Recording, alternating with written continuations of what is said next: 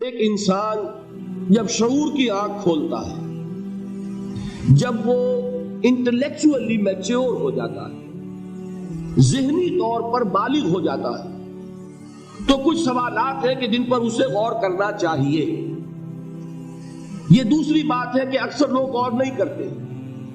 اس کی وجہ کیا ہے کہ اکثر لوگ تقلیدی ذہن کے ہوتے ہیں، جو معاشرے کے اندر باتیں مانی جا رہی ہیں وہ بھی مان لیتے ہیں، جو والدین مانتے ہیں وہ مان لیتے ہیں، جو ان کے بڑے انہیں تلقین کرتے ہیں تسلیم کر لیتے ہیں، کوسچن نہیں کرتے، اسکروٹنائز نہیں کرتے، تنقید نہیں کرتے، لہذا وہ سوچتے ہی نہیں۔ مسلمان کے گھر میں پیدا ہو گیا، مسلمان ہے، اللہ کو مانے گا، رسول کو مانے گا، قرآن کو مانے گا، آخرت کو مانے گا، وحی کو، جبرائیل کو مان لے گا۔ ہندو کے گھر میں پیدا ہو گیا، رام کو مانے گا، کرشن کو مانے گا، ویدوں کو مانے گا، اللہ خیر صلی اللہ۔ اگر کوئی عیسائی کے گھر میں پیدا ہو گیا، وہ حضرت مسیح کو مانے گا، خدا کا بیٹا مانے گا، کفارے کا عقیدہ مانے گا، اور اپنی زندگی جو ہے شروع کر دے گا۔ اکثریت انسانوں کی جو ہے وہ تقلیدی ذہن کی۔ لیکن یہ بات جان لیجئے، ہر معاشرے میں، ہر دور میں ایسے لوگ موجود رہے ہیں، خواہ وہ اقلیت میں ہو، بڑی مائکروسکوپک ایک اقلیت، لیکن ہمیشہ رہے ہیں جنہوں نے خود سوچنا چاہا، جنہوں نے ان مسائل کو خود اپنے غور و فکر کا موضوع بنایا۔ وہ مسائل کیا ہیں؟ یہ کائنات کیا ہے؟ اس کی حقیقت کیا ہے؟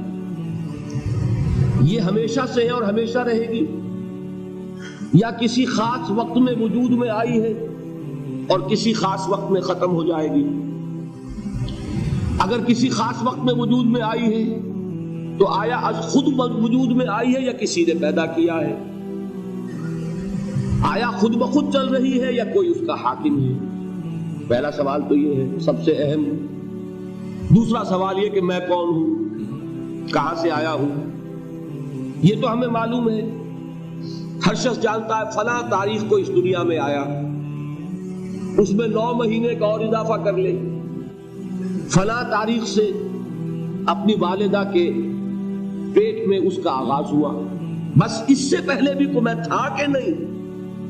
کوئی میری ہستی اس سے قبل بھی تھی یا نہیں تھی؟ تو کیا تھی؟ اور یہ بھی ہمیں معلوم ہے کہ ہر شخص کے لیے موت ہے، سامنے کھڑی ہے، یا قبر ہے، یا ہندو کو جلایا جانا ہے، ہر ایک کو معلوم ہے۔ لیکن آیا death is the end، وہ خاتمہ ہے میرے سفر حیات کا، یا یہ کہ میرا وجود اس کے بعد بھی رہے گا؟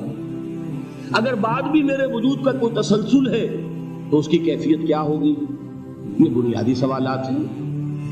ایک سوال اور بھی ہے، خیر کیا ہے، شر کیا ہے؟ آیا خیر اور شر کی اقدار مستقل ہیں یا بدلتی رہتی ہیں؟ ان کے لیے کون سی چیز ہے جو فیصلہ کن ہوگی، جو طے کرے کہ یہ خیر ہے یہ شر ہے؟ یہ بنیادی مسئلہ ہے۔ بنیادی مسئلہ ایک اور بھی ہے کہ انسانی علم کی حقیقت کیا ہے۔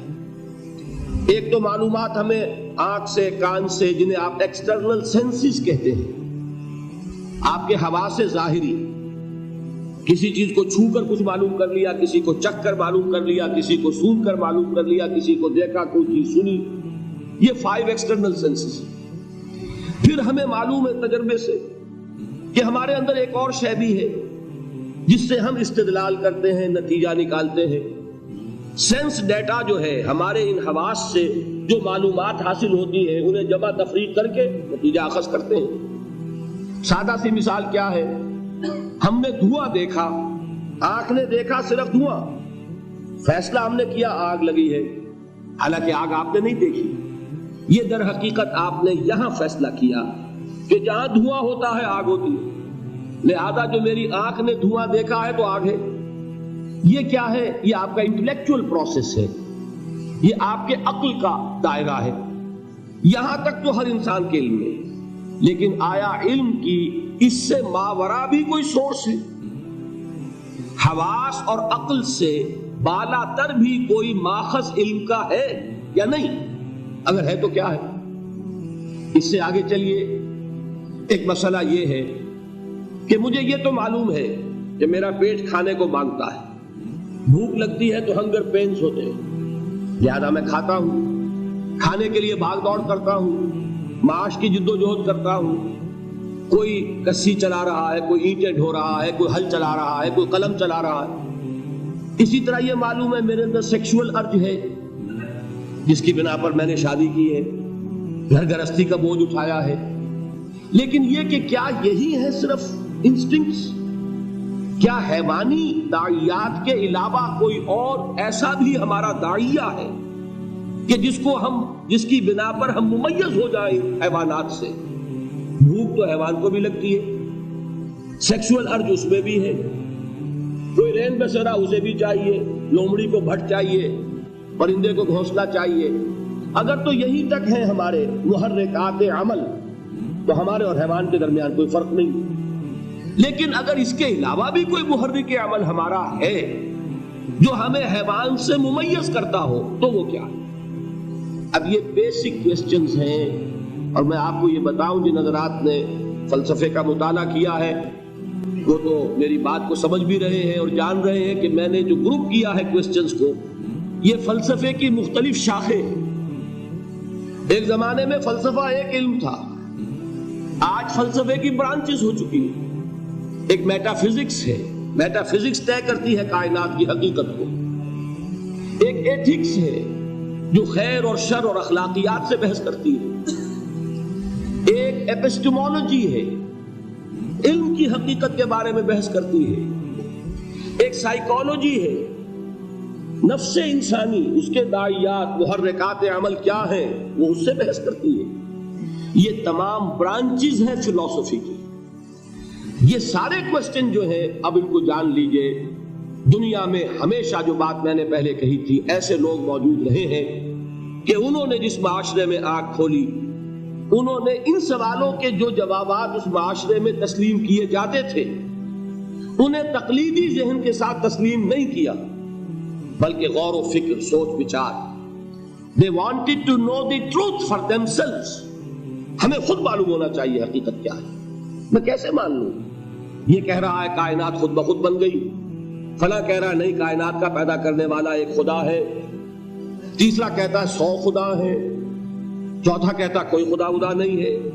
تو میں کیسے مانوں، کس کی بات مانوں؟ مجھے خود جو ہے اپنی عقل سے، اپنے سوچ سے، اپنے غور و فکر سے ان کے جوابات تلاش کر دیں۔ یہ جو لوگ ہیں انہیں آپ کہتے ہیں فلاسفہ، فلسفی، حکماء، دی وائز پیپل۔ کنفیوشس کون تھا؟ انہی سوالات کے بارے میں غور کرنے والا۔ تاؤ کون تھا؟ فلسفی۔ گوتم بدھ کی مثال میں کل دے چکا ہوں کہ آپ کو معلوم ہے کہ اس کے اندر سرچ فار ٹروتھ، حقیقت کی تلاش کا داعیہ کتنا شدید ہوا۔ 30 برس کی عمر، پرائم آف دی یوتھ، ایک انسان کی جوانی کا یوں سمجھیے کہ وہ زور کا اور شدت کا دور ہے۔ اور کپل مستو کا شہزادہ، وہ کوئی ایسا تو نہیں تھا، کوئی بھکاری نہیں تھا، کوئی وہ مانگ کر روٹیاں کھانے والا نہیں تھا۔ ایک بڑی حکومت تھی کپل وستو والی، اس کا وہ شہزادہ، وہ عین اپنی جوانی کے عروج کے وقت، at the prime of his youth, وہ محل چھوڑتا ہے، جوان بیوی کو چھوڑتا ہے، شیر خوار بچے کو چھوڑتا ہے اور جاتا ہے اور در در کی خاک چھانتا ہے۔ کوئی رشی، کوئی منی، کوئی گیانی، کوئی جاننے والا، کوئی انلائٹنڈ پرسن، کوئی کہ جسے حقیقت کا سراغ مل گیا ہو، کوئی مجھے بتائے کہ حقیقت کیا ہے۔ یہ میں نہیں کہتا کہ اسے کیا ملا کیا نہیں ملا، اور جو کچھ آج گوتم بدھ کی طرف منسوب کیا جا رہا ہے وہ صحیح نسبت ہے اس کی یا غلط ہے؟